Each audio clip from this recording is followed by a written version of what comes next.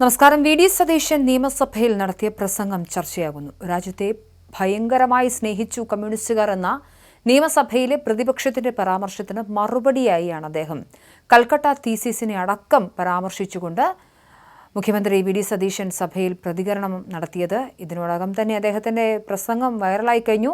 India സ്വതന്ത്രമാകുമ്പോൾ ബ്രിട്ടീഷുകാർ സാമ്പത്തികമായി തകർത്തിട്ട് പോയൊരു രാജ്യത്തെ പുനർനിർമ്മിക്കാൻ ശ്രമിക്കുന്ന സമയത്ത് ആ ഭരണകൂടത്തിനെതിരെ സായുധ വിപ്ലവ നിലപാട് സ്വീകരിച്ച ചരിത്രമാണ് കമ്മ്യൂണിസ്റ്റ് പാർട്ടിക്ക് ഉണ്ടായിരുന്നതെന്നാണ് അദ്ദേഹം പറഞ്ഞത്.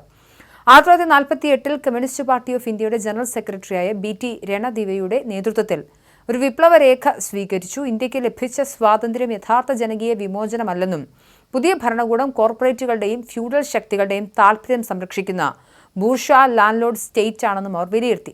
അതിനനുസരിച്ച് റഷ്യൻ ബോൾഷെവിക് വിപ്ലവത്തിന്റെ മാതൃകയിൽ സായുധ വിപ്ലവത്തിലൂടെ രാഷ്ട്രീയ മാറ്റം കൊണ്ടുവരാനുള്ള ലൈൻ CPI സ്വീകരിച്ചു.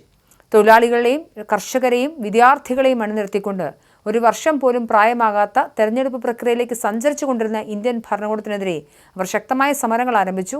അതിൽ പ്രധാനപ്പെട്ട ഒന്നായിരുന്നു തെലങ്കാന സായുധ സമരം. ഫ്യൂഡൽ ചൂഷണത്തിനെതിരെ യഥാർത്ഥ കർഷക പരാതികളിൽ നിന്നും ആരംഭിച്ച തെലങ്കാന സമരം പിന്നീട് കൽക്കട്ട തീസിസ് കാലത്ത് കൂടുതൽ വിപ്ലവകരമായി മാറുകയായിരുന്നു. എന്തായാലും വി ഡി സതീശൻ രാജ്യസ്നേഹം എന്ന് പറഞ്ഞ കമ്മ്യൂണിസ്റ്റുകാർക്ക് കൃത്യമായ മറുപടി നൽകിയിട്ടുണ്ട് അദ്ദേഹത്തിന്റെ പ്രസംഗത്തിലേക്ക്. ജവഹർലാൽ നെഹ്റുവിന്റെ നേതൃത്വത്തിൽ ബ്രിട്ടീഷ് ആധിപത്യത്തിന് അന്ത്യം കുറിച്ചുകൊണ്ടൊരു ജനാധിപത്യ ഭരണകൂടം ഉണ്ടായി ഇന്ത്യയിൽ 1947-48 നിങ്ങളെടുത്ത തീരുമാനം എന്താ? കൽക്കട്ട തീസിസ് എന്താ തീരുമാനം?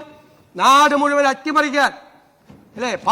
പാവപ്പെട്ടവൻ സഞ്ചരിച്ചിരുന്ന ട്രെയിനുകൾ അട്ടിമറിക്കാൻ, ബോംബ് വെച്ച് അട്ടിമറിക്കാൻ, സായുധ വിപ്ലവം നടത്തി ജനാധിപത്യ രീതിയിൽ അധികാരത്തിൽ വരുന്ന ഒരു ഗവൺമെന്റിനെ ഇല്ലായ്മ ചെയ്യാൻ കൽക്കട്ട തീസിസ് നടപ്പാക്കി രാജ്യം മുഴുവൻ അക്രമം അഴിച്ചുവിട്ട് സ്വതന്ത്ര ഇന്ത്യയുടെ ബാലാരിഷ്ടതകളിൽ നിന്ന് വിങ്ങുമ്പോൾ ഒരു 2 നേരം പോലും ഭക്ഷണം കൊടുക്കാൻ നിവർത്തിയില്ലാതെ ബ്രിട്ടീഷുകാർ ചവിട്ടിമെതിച്ച ഒരു രാജ്യത്ത് അവർക്ക് ഒരു നേരത്തെ ഭക്ഷണം കൊടുക്കാൻ ലോകത്തിന്റെ മുന്നിൽ ഭിക്ഷാപാത്രവുമായി പണ്ഡിറ്റ് ജവഹർലാൽ നെഹ്റു കൈ നീട്ടി നിൽക്കുമ്പോൾ PL 480 എന്ന് പറയുന്ന ധാന്യം വരുന്ന കപ്പലുകൾക്ക് വേണ്ടി ഈ രാജ്യം കാത്തിരിക്കുമ്പോൾ, പാവപ്പെട്ടവന് ഭക്ഷണം കൊടുക്കാൻ പ്രയാസപ്പെടുമ്പോൾ, വിദ്യാഭ്യാസം കൊടുക്കാൻ, ആരോഗ്യം കൊടുക്കാൻ പ്രയാസപ്പെടുന്നൊരു കാലത്ത്, കഷ്ടപ്പെടുന്നൊരു കാലത്ത് ഈ രാജ്യത്തെ തകർക്കാൻ ശ്രമിച്ച കമ്മ്യൂണിസ്റ്റ് പാരമ്പര്യത്തെക്കുറിച്ച് ദയവേത് പറയും.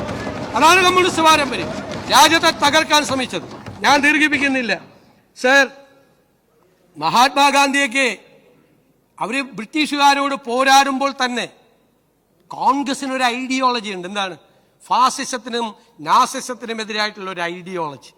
ബ്രിട്ടീഷ് മേൽക്കോയ്മയ്ക്കെതിരെ പോരാടുമ്പോൾ അത് അപകടകരമാണ് എന്ന് പറയുമ്പോൾ, സാമ്രാജ്യത്വം അപകടകരമാണ് എന്ന് പറയുമ്പോൾ, അതിനേക്കാൾ അപകടമാണ് ലോകത്ത് ഫാസിസം കൊടികുത്തി വാഴുന്നത്. ഫാസിസം ലോകത്ത് വളരുന്നത് ലോകത്തെ അപകടത്തിലേക്ക് എത്തിക്കും എന്ന് തിരിച്ചറിയാനുള്ള ബുദ്ധിശക്തി മഹാത്മാഗാന്ധിക്കും പണ്ഡിറ്റ് ജവഹർലാൽ നെഹ്റു ഉണ്ടായിരുന്നു.